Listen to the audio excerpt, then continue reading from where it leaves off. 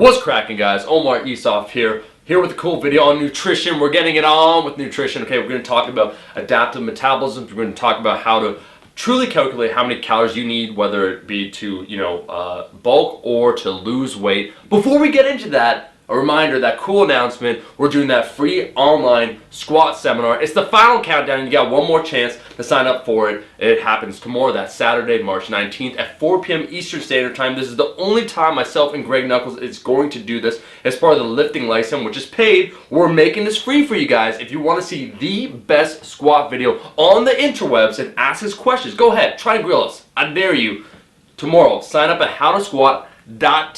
Find out how to customize the squat for yourself in order to lift more weight, and also equip yourself with that knowledge in order to make sustainable progress. So sign up at howtosquat.tv. It's free. Moving forward now to our discussion when it comes to nutrition. A lot of what I'm talking about today, there's a great debate that happened recently on another channel. I'm going to link it below. Between several individuals. I know Menno was there, Eric Helms, Lane Norton. They're talking about reverse dieting. Today I want to talk about adaptive metabolisms, which means when you increase calories or decrease calories, how does your body react?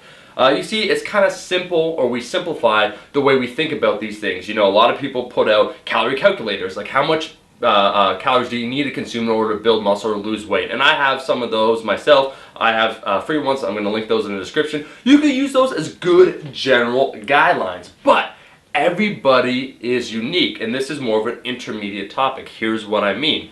Depending upon an individual, if you just took a broad selection of people and you increase their calories by 2,000, some will get fat from their maintenance, whatever they're eating. Some will get fat.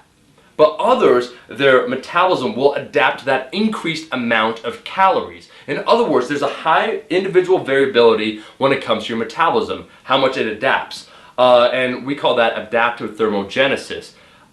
Every person, when they try and gain weight, will notice that whatever number that these calculators try and predict for us might not be accurate for the individual. And furthermore, as you go along in this fitness journey, what you're probably going to discover is that the starting calories you needed in order to, gain weight is going to change dramatically as you increase your lean muscle mass. Now, here's the interesting part. What they predict, so when you build more muscle, build some damn muscle, what they predict your increase in calories would be as a result of that muscle, because muscle requires more energy, and what you actually tend to need, there's a little bit of a difference there, and they're still figuring out why, but I'll give you an example.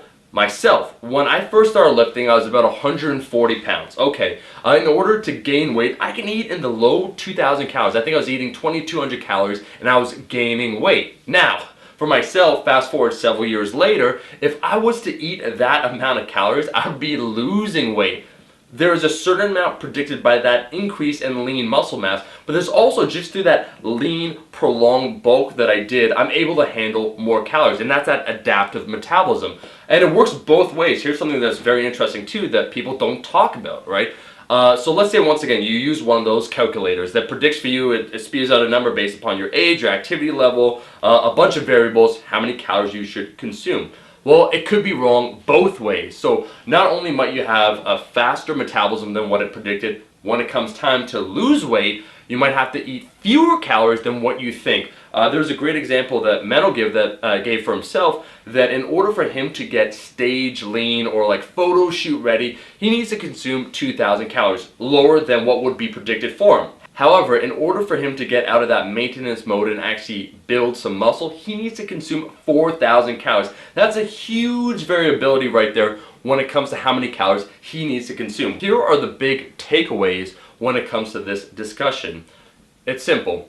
For a lot of individuals, what we predict the amount of calories you need to consume in order to lose weight might not be right. You might need to consume even less. So if, based upon your activity, your age, a bunch of variables, it says 2,400 calories, you might need to consume less in order to lose weight, 2,000 calories, sometimes below that. To give you guys an example, both myself and my brother, when we were training, when we went on a bulk, we were consuming roughly the same amount of food, right, in order to build muscle. However, when it came time to lose weight, so based upon what we calculated in order to gain weight, we're around the same how many calories we needed. When it came time to lose weight, my brother was far more in tune with being on the line, the average, what you need to consume in order to lose weight, whereas for myself, I had to eat less than what the average was. And what you'll notice, the same thing can also work when it comes to building muscle, right? You have that predicted amount that you're supposed to eat in order to build muscle, and that's where hard gainers come in, and they're like, you know what, man, I'm just not building any muscle whatsoever. You need to bump it past that general recommendation, and it's exactly that. When it comes to the human body,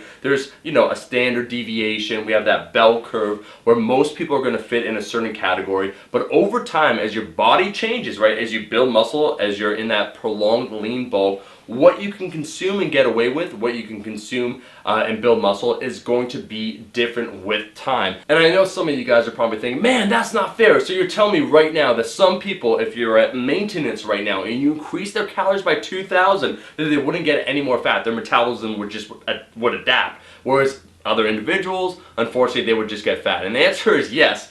Only over time will you know this for yourself. And once again, a good benefit is that as you go on a prolonged lean bulk, as you build some muscle mass, you can afford to eat more calories without getting fat. So everyone can benefit from this, and really there are no negatives out there. If you want to get lean, just realize that sometimes you have to consume fewer calories than what you think you would have to. I'm going to link that video below that goes far more in depth in a lot of different areas when it comes to nutrition. I thought it was a very good video. Thank you guys so much for watching this video. Make sure you sign up. If you've already signed up, leave a comment below for that squat seminar. I'm calling it out. It's going to be the best squat video out there. I'll be seeing everyone at 4 p.m. tomorrow. Thank you so much for watching this video. If you liked the video, make sure to like the damn video, and I'll be seeing all you guys, my rascals, in that next one. Peace!